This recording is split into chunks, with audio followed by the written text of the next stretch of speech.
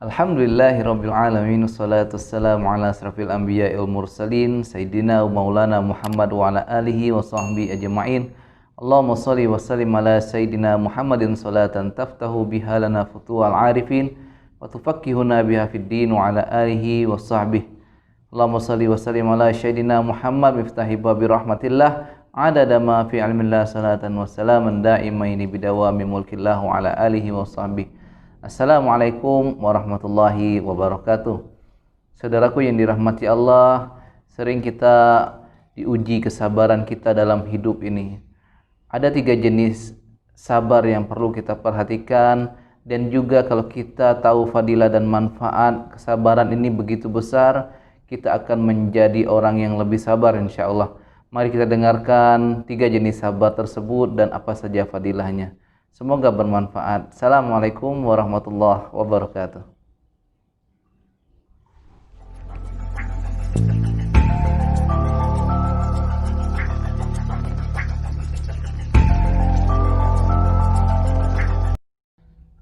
Ikhwan fillah, saudaraku yang dirahmati Allah, kita sering mendapatkan ujian dari Allah, dapat teguran dari Allah, dan juga ketika kita melakukan sesuatu kita perlu memperhatikan tingkat kesabaran kita.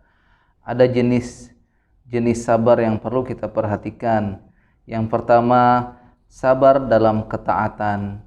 Sabar dalam ketaatan bermakna kita harus sabar dalam menjalankan ibadah-ibadah kita. Contoh, ketika kita ingin melaksanakan sholat, kita akan melaksanakan sholat, ibadah dalam berzakat, haji, semuanya itu perlu kesabaran. Jadi bukan hanya kesabaran ketika kita mendapat musibah atau masalah, tapi ketika kita beribadah pun kita perlu memperhatikan tingkat kesabaran kita.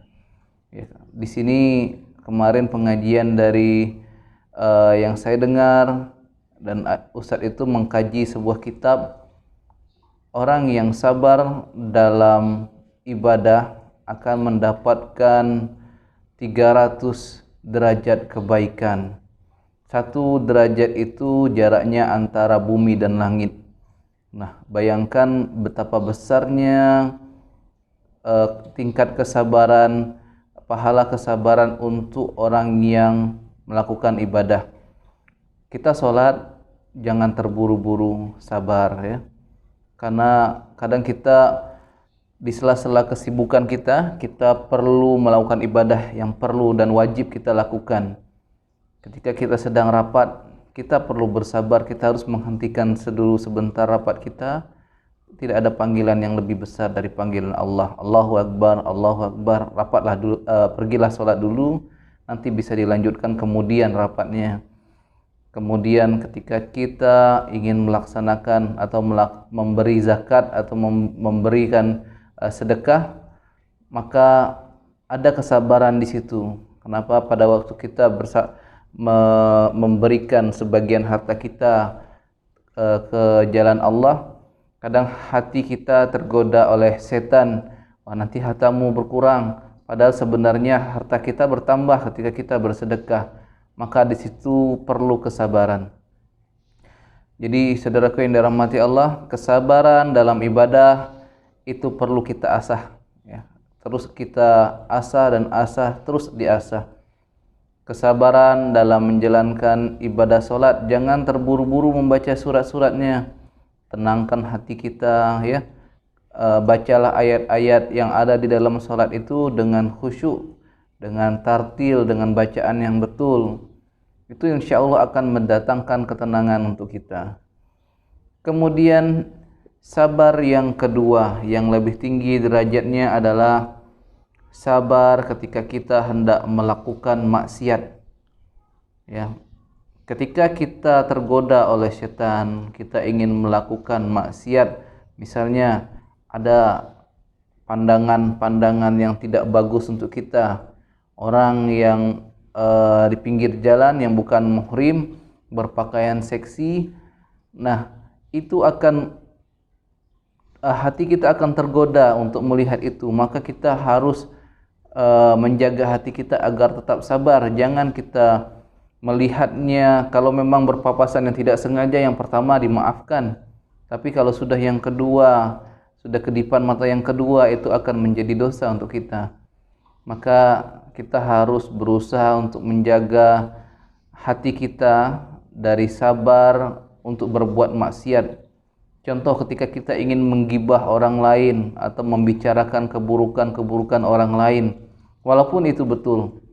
Nah, untuk seandainya kita bisa sabar untuk menggibah itu, maka Allah akan berikan pahala yang besar untuk kita.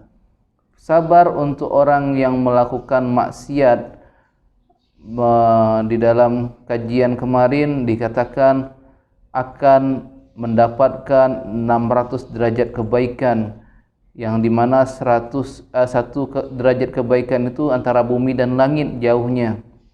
Maksudnya begitu besar pahala orang yang sabar ketika hendak melakukan maksiat. Banyak beristighfar ketika kita ingin melakukan maksiat itu. Jangan kita meneruskan apa yang kita bisikan di dalam hati kita itu. Ya, kita perlu berusaha untuk menahan hawa nafsu kita. Contoh, kita ingin membeli minuman keras, sudah ada niat di dalam hati itu.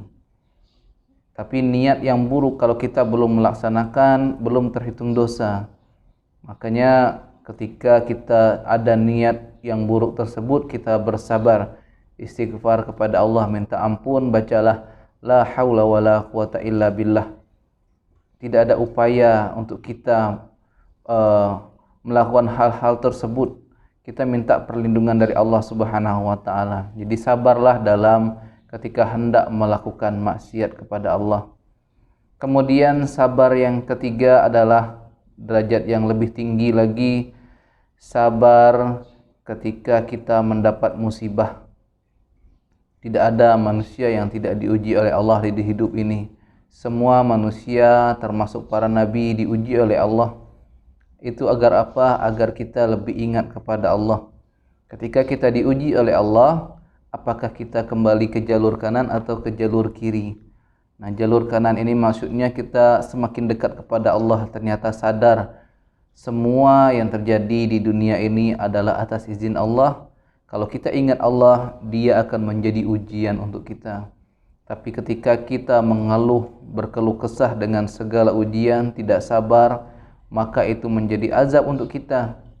Saudaraku yang dirahmati Allah, kenali antara azab, ujian, ya.